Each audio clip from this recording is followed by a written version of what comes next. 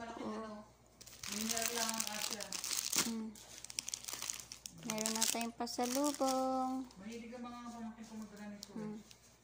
Ito para sa bunso ko. Kasi gusto niya yan eh. Ferrero. Kay ate naman.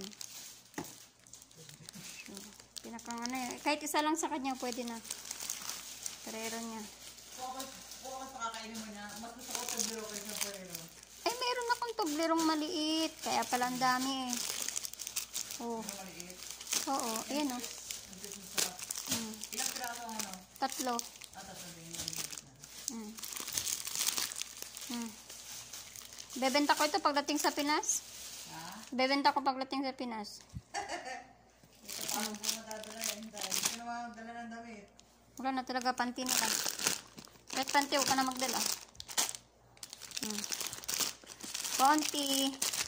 Bulante. Akala ko Bonti? Ako, bibili ko Bonti. Hoy, hindi naman tayo kakain yan. Pasalubong nga yan. ayos na. Sarap yan. Kakain ko yan. Tapos itong mga bag. Para sa mga pasalubong ko, mga tricycle driver dyan. Dami. Ang mga tricycle driver.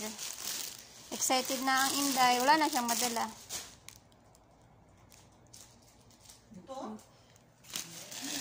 Machine. Machine tatay. Hindi na malaman kung paano yung kakarga. Halo kay ube.